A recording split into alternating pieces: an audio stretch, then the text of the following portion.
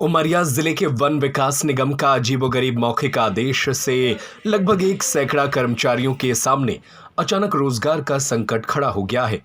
जिम्मेदार अधिकारी इसकी वजह फंड की कमी बता रहे हैं। इस मौखिक आदेश के बाद 20 वर्षों से काम कर रहे कर्मचारियों के पैरों तले की जमीन से खिसक चुकी है। जब सभी जमीनी कर्मचारियों ने अपनी समस्या को लेकर जिले के मुख्य अधिकारी को ज्ञापन सौंपा तो उन्हें संतोषजनक उत्तर नहीं मिला।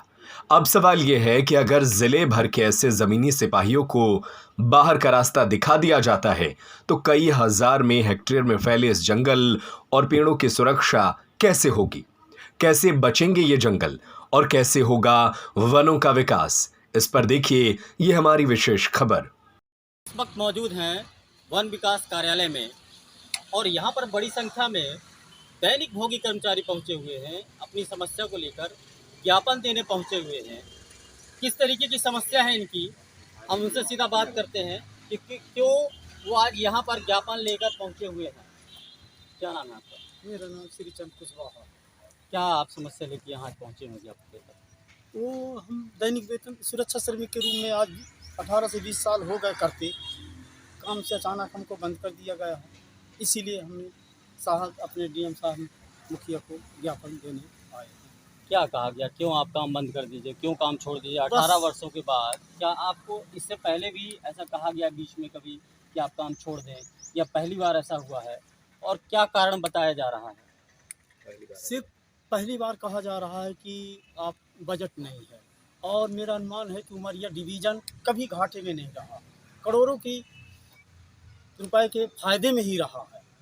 जितनी मेहनत यहाँ के सुरक्षाकर्मी करके देते थे, माल परिवहन कराकर डिपो तक पहुँचाते थे और बहुत ज़्यादा आन डिवीज़नों की अपेक्षा नंबर 1 पर चलता था।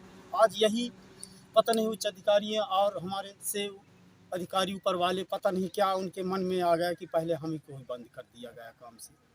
अब इसकी समस्या हम नहीं जानते कि कहाँ गया बजट, फायदे के होते हुए भी बजट कहाँ गया, अब इनकी जिम्मेवारी नहीं। चलिए ये बताइए मुझे कि आप जो कर्मचारी यहाँ पर दिखाई दे रहे हैं 40 से 50 लोग, क्या वन विकास निगम में इतने ही कर्मचारी हैं दैनिक भोगी, या और भी हैं? उनके साथ भी ऐसा ही व्यवहार हुआ है? उनको भी कहा गया है कि आप काम छोड़ दें? सारे कर्मचारी को बाहर किया गया है कि कुछ चुनिंदा लोगों को ही बाहर किया जा रहा है? इसमें कम से कम 60 से 65 कर्मचारी हैं, जो तो लगभग इसमें 15 से 20 कर्मचारियों को बंद नहीं किया गया, कोई ऑफिस और डिपो नहीं, और रोपी क्षेत्र और जंगल क्षेत्रों को सभी को बंद कर दिया गया। अब हमसे उनको घाटा हो रहा है और उनको उनसे फ़ायदा हो रहा है, इसकी जांच होनी चाहिए। देखिए ये बड़ी बात है कि दोहरा मापदंड, दैनिक भोगी कर्मचारी सबको बाहर नहीं किया गया। जो जमीनी अमला है, जो वाकई में पेड़ों की सुरक्षा करता है, वनों के विकास में सहायक है, वो पेड़ों को रोपित करने से लेके बड़ा करने तक, कटाई तक पेड़ों को देखता है, नज़र रखता है, संभालता है, बड़ा करता है, पोसता है, उन कर्मचारियों के साथ इस तरीके का दोहरा व्यवहार क्यों किया जा रहा है? ऐसे ही दैनिक भोगी कर्मचारी जो कार्यालयों में बैठ के छाया में आनंद ले रहे हैं, वो आज भी कार्यरत हैं, लेकिन जो ज़मीनी अमला है, तपती धूप में काम कर रहा है, बरसते पानी में काम कर रहा है, उस तबके को आज एक आदेश के बाद बाहर किया जा रहा है। ये आदेश जो दिया गया है, ये मौखिक दिया गया है। जो ज़मीनी रेगुलर कर्मचारी हैं, बीट गार्ड हैं, उनके द्वारा इनको ये बताया गया कि आपको काम पर नहीं आना है।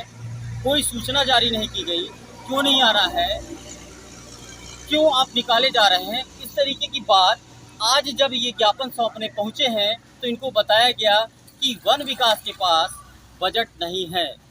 उमरिया का मैं आपको बताना चाहूँगा कि एक बड़ा हिस्सा वनों से आच्छादित है।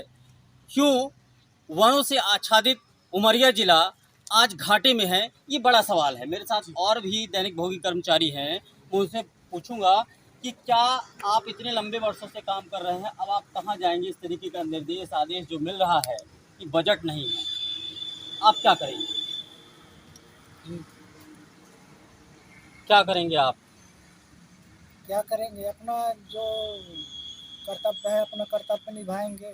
हमको बंद कर दिया गया है, लेकिन जितना से जितना हमसे हो सकेगा अपना प्रयास करेंगे, दौड़ धूप करेंगे।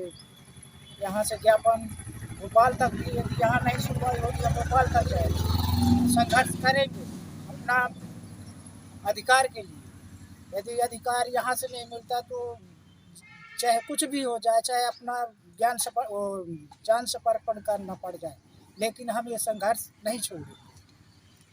निश्चित रूप से देखिए, एक परिवार होता है हर व्यक्ति के साथ में, और परिवार की जिम्मेदारी भी होती है परिवार को चलाना, उनका पोषारोपण करना, और किस तरीके से एक छोटे से सैलरी में काम कर रहे कर्मचारियों को अचानक कह दिया जाए कि आप कल से काम पे नहीं होंगे, तो आप समझ सकते हैं कि क्या दुर्दशा होगी उनकी स्थिति की, मानसिक स्थिति उनकी क्या होगी, उनके परिवार की क्या स्थिति होगी, बच्चों की पढ़ाई का क्या होगा, घर का राशन कैसे आएगा। ये समझने वाली बात है।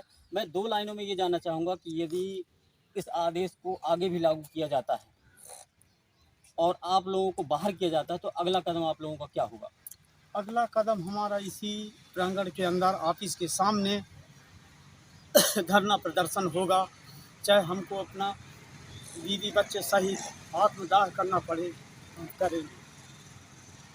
देखिए, मानसिक पीड़ा को इस बात से भी समझ सकते हैं कि आज एक कर्मचारी ये कह रहा है कि मैं अपने परिवार के साथ इस कार्यालय में रहूँगा, अनशन में बैठूँगा, और मुझे यदि आत्मदाह भी करना पड़ा तो मैं उससे भी पीछे नहीं हटूँगा।